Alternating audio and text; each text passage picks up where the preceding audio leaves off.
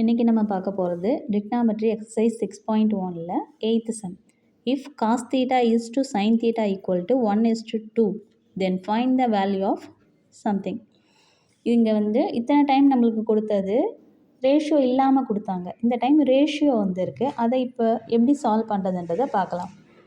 Given cos theta is to sin theta equal to 1:2.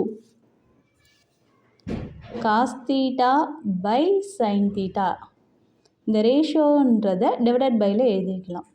cos theta divided by sin theta equal to 1/2. இங்கே என்ன பண்ணலாம், இங்கே 2 டிவைடில் இருக்குது. Equal Kannada போகும்போது மல்டிப்ளை ஆகும். இங்கே இது இந்த சைடு கொண்டு வந்துடலாம். 2 into cos theta equal to 1 into sin theta. sin theta into 1ஆல் மல்டிப்ளைனா சேம் அதே தானே வரும், sin theta. இப்போ நம்ம என்ன பண்ணலாம், sin theta இருக்க இடத்துல 2 cos thetaன்றது சப்ஸ்டியூட் பண்ணலாம். இல்லைனா cos thetaக்கு பதில் sin theta by 2ன்றது சப்ஸ்டியூட் பண்ணலாம். எப்படி வேணாலும் பண்ணிக்கலாம். sin theta இருக்கிற இடத்துல என்ன சப்ஸ்டியூட் பண்ண போகிறோன்னா 2 cos thetaன்றதை சப்ஸ்டியூட் பண்ண போகிறோம். கொஷினில் என்ன கொடுத்துருக்காங்க, 8 cos theta minus 2 sin theta divided by 4 cos theta plus 2 sin theta equal to பாருங்கள், sin thetaக்கு பதில் 2 cos thetaன்றதை சப்ஸ்டியூட் பண்ண போகிறோம். அப்போது 8 cos theta அப்படியே வச்சுக்கலாம். எல்லாமே இன் டேர்ம்ஸ் ஆஃப் ஒரே ரேஷியோவுக்கு கொண்டு வந்துடணும். ஃபுல்லாக cos thetaனா cos thetaவே கொண்டு வந்துடலாம். இல்லைனா sin thetaவுக்கு சேஞ்ச் பண்ணால் sin thetaவில் சேஞ்ச் பண்ணிடணும். அப்படி இருந்தால் தான் நம்ம ஆன்சர் கண்டுபிடிக்க முடியும்.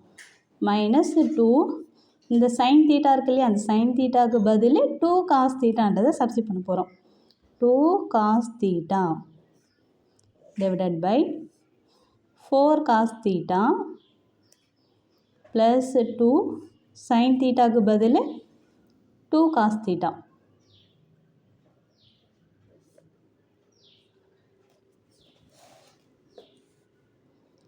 Eight cos theta 2 2s are 4 cos theta divided by 4 cos theta 2 2s are 4 cos theta.